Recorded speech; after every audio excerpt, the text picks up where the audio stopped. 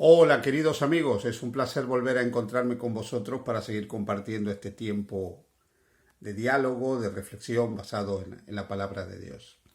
Hemos empezado a hablar de la transformación, del cambio que el Señor puede operar en la vida de cada uno de nosotros.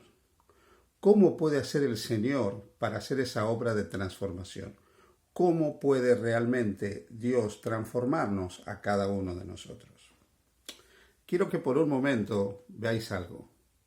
Seguramente lo veis, ¿verdad? Bueno, esta obra de arte que veis aquí es la primera obra de arte de mi nieto, de Teo. Podríamos decir que es su primer cuadro, ya que la abuela se tomó el trabajo de comprar un marco, de enmarcarlo, y está como parte ahora de lo que yo tengo en mi despacho, uno de los adornos que tengo en mi despacho. Si vosotros contempláis ese dibujo que hizo este pequeño, notaréis que los trazos son gruesos, aparentemente no tienen mayor sentido. Indudablemente reflejan que él no maneja la motricidad fina todavía. No obstante, para el tiempo que él tiene, es una obra perfecta. El pequeño no tiene más de 1 año y 2 meses.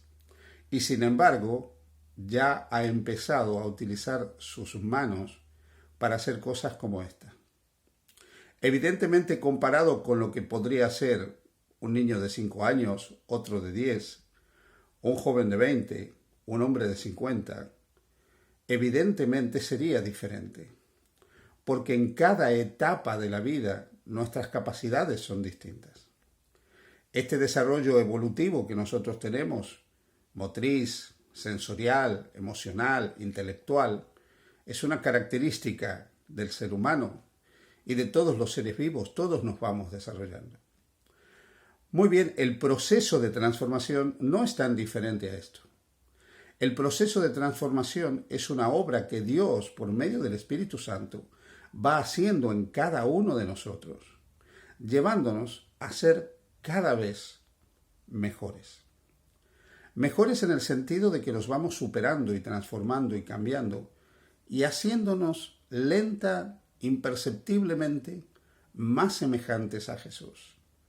Sí, esto suena raro, pensar que nos vamos haciendo más semejantes a Jesús, pero esto no significa que Dios te transforme en un beato o algo por el estilo, sino que tu carácter va siendo transformado. Tu carácter va haciéndose más semejante al carácter de Jesús. A lo largo de los próximos días iremos hablando de cómo Dios fue haciendo esto en la vida de hombres que Él llamó para servirle, de personas de carne y hueso reales como tú que Él llamó. En el Evangelio de Marcos nosotros encontramos en el capítulo 3, a partir del versículo 13, lo siguiente. Después subió al monte y llamó así a los que Él quiso y vinieron a Él. Y estableció a 12, para que estuviesen con Él y para enviarlos a predicar. Y que tuviesen autoridad para sanar enfermedades y para echar fuera demonios. Y ahora los nombres. A Simón, a quien puso por sobrenombre Pedro. A Jacobo, hijo de Zebedeo, y a Juan, hermano de Jacobo, a quienes apellidó Boanerges, esto es, hijos del trueno. A Andrés, Felipe, Bartolomé, Mateo, Tomás, Jacobo, hijo de Alfeo, Tadeo, Simón el cananista, y Judas Iscariote, el que le entregó. Y vinieron a casa. ¿Sabes? Cada una de estas personas tenía una característica. Cada una de estas personas era un poderoso hombre de Dios, pero en potencia. Cada una de estas personas era un ser transformado en potencia. Pero Jesús los tomó como eran, espiritualmente niños. Jesús les permitiría que ellos fueran haciendo sus primeros garabatos al lado de Él. Y los sería guiando para que esos garabatos se transformaran en dibujos más claros, para que esos dibujos se transformaran en cuadros más concretos, para que las imágenes que ellos trazaban a lo largo del camino de su vida fueran más definidas. Pero en cada etapa del desarrollo de cada uno de estos hombres, lo que hacían era lo correcto. en cada etapa el proceso de santificación era el proceso que ellos tenían que estar viviendo. Dicho de otras maneras, el Señor nos toma como diamantes en bruto y nos va puliendo. Y a medida que nos pule en ese momento, ese es el mejor momento de santificación en nuestra vida. No significa que no podemos seguir creciendo, seguiremos creciendo, seguiremos siendo transformados. El garabato se transformará en un dibujo más claro, el dibujo claro en un cuadro. El cuadro puede transformarse y ser una hermosa obra de arte. Pero lo cierto es que el Señor es el que va haciendo la obra esa en cada uno de nosotros. Pues bien, aquí se mencionan diferentes nombres. Y vamos a empezar a hablar de cada uno de ellos. Déjame por un momento que hable de Pedro. Se ha dicho mucho acerca de Pedro. Una cosa que no podemos negar de Pedro era la sinceridad que él tenía. Pedro era sincero en lo que él creía, sincero en lo que él hacía, sincero en la forma de seguir a Jesús. Cuando Jesús lo llamó, dejó absolutamente todo y siguió a Jesús. Esto muestra también que Pedro era un hombre de decisiones rápidas, impulsivas, podríamos decir. No reflexionaba mucho. Era imperfecto. Lo vemos también agresivo cuando reacciona violentamente en determinadas situaciones que están reflejadas aquí en la palabra de Dios. Incluso quiso matar a una persona la noche que Jesús fue arrestado, pero no lo logró. Pedro también era alguien que más de una vez actuó hipócritamente en su relación con los demás. Pedro fue cobarde. Pedro fue falso. Pedro tenía grandes defectos de carácter. Pedro era una persona que realmente tenía innumerables imperfecciones. Sin embargo, la conexión con Jesús hizo que este hombre fuera cambiando.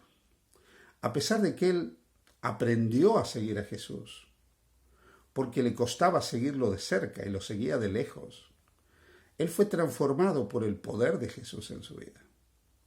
Este hombre impulsivo, este hombre iracundo, este hombre agresivo, este hombre irreflexivo, este hombre probablemente de mal genio por esas mismas características, fue siendo modelado por el Señor y se fue transformando, fue cambiando. Un hombre que le costaba que el Espíritu de Dios lo dirigiera. Un hombre que le costaba ser dirigido por Dios. Aprendió a ser dócil a la obra de Dios en su vida.